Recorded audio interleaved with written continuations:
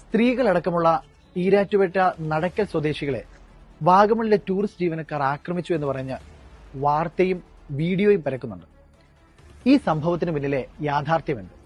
ഞാൻ നിൽക്കുന്ന ഈ സ്ഥലത്ത് വെച്ച് മെയ് മാസം 24-ാം തീയതി രാത്രി 11 മണിയോടുകൂടിയാണ് ഈരാറ്റുപേട്ട നടക്കൽ സ്വദേശികളായ സ്ത്രീകളടക്കമുള്ള ഒരു കുടുംബം മാത്രമായിരുന്നില്ല, മറിച്ച് ഒരു സ്വിഫ്റ്റ് കാറിലും ഒരു ഫോർച്യൂണർ കാറിലും ഒരു വോക്സ് വാഗൻ കാറിലുമായി 15-ലധികം വരുന്നൊരു സംഘം ഈ സംഭവ സമയത്ത് അവിടെ നിന്ന് ഇങ്ങോട്ടേക്ക് വരുന്നത്.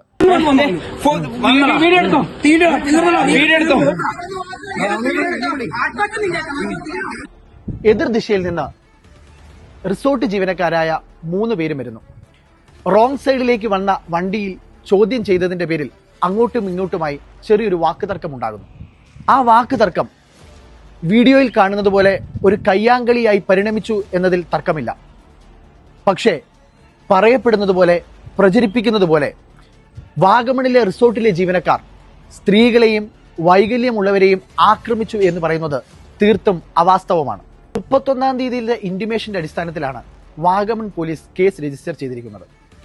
24-ാം തീയതി രാത്രി സ്ത്രീകളടക്കമുള്ളവർക്ക് ആക്രമണം ഏറ്റിട്ടുണ്ട് എങ്കിൽ എന്തുകൊണ്ട് ഇത്രയും ദിവസം 6 ദിവസം ആശുപത്രിയിൽ പോകാനായി വൈകിപ്പിച്ചു? 24-ാം തീയതി രാത്രി ഉണ്ടായ സംഭവത്തിന് 31-ാം തീയതി വൈകുന്നേരമാണ് പോലീസിന് മൊഴി കൊടുക്കുന്നത്. സംഭവം യാഥാർത്ഥ്യമായിരുന്നുവെങ്കിൽ പോലീസിന് മൊഴി കൊടുക്കാൻ എന്തിനാണ് ഇത്രയും ദിവസത്തെ കാലതാമസം? ഇനി വീഡിയോയിലേക്ക് വരാം. പ്രചരിപ്പിക്കപ്പെടുന്ന വീഡിയോ എടുത്തത് നടക്കൽ സ്വദേശികളാണ്. ആ വീഡിയോ പൂർണ്ണ രൂപത്തിലുള്ളതുമല്ല, എഡിറ്ററാണ്. ആ എഡിറ്റഡ് വീഡിയോയിൽ തന്നെ ഏതെങ്കിലും കുട്ടിയോ സ്ത്രീയോ ആക്രമിക്കപ്പെടുന്നതായില്ല. കുട്ടിയുടെയോ ബാലികയുടെയോ എന്ന് തോന്നിക്കത്തക്ക രീതിയിലുള്ള ഒരു കരച്ചിൽ എന്നുള്ളതല്ലാതെ ഒരാളും ആക്രമിക്കപ്പെടുന്നതായി ആ വീഡിയോയിൽ നിന്ന് ദൃശ്യമല്ല. സൗണ്ട് കേട്ട് സംഭവ സ്ഥലത്തേക്ക് പ്രശ്നപരിഹാരത്തിനായി ഓടിയെത്തിയ അയൽവാസിയായ ചേട്ടനെ കാറിലിരുന്ന നടക്കൽ സ്വദേശി പച്ചത്തെറി വിളിച്ചപ്പോൾ തിരിച്ച് ആ ചേട്ടനോട് പ്രതികരിച്ചു എന്നുള്ളത് വാസ്തവമാണ്. ആ വീഡിയോയും പ്രചരിക്കപ്പെടുന്നുണ്ട്. എന്നാൽ അതിനു മുൻപ് 10-15ഓളം വരുന്ന നടക്കൽ സ്വദേശികൾ റിസോർട്ട് ജീവനക്കാരായ 3 പേരെ അതിക്രൂരമായി മർദ്ദിക്കുന്നതിന്റെ ദൃശ്യങ്ങൾ എവിടെ? ഏതോ രാഷ്ട്രീയ ശക്തികളുടെ ഗൂഢാലോചനയുടെ ഭാഗമായി പറയപ്പെടുന്നതും പ്രചരിപ്പിക്കപ്പെടുന്നതും പച്ചക്കള്ളമാണ്.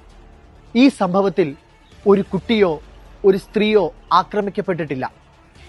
രാഷ്ട്രീയ സ്വാധീനം ഉപയോഗിച്ച് നിരപരാധികളായ റിസോർട്ട് ജീവനക്കാർക്കെതിരെ പോലീസ് കള്ളക്കേസ് എടുത്തിരിക്കുകയാണ്. ഇതിനെതിരെ പ്രതികരിക്കുക.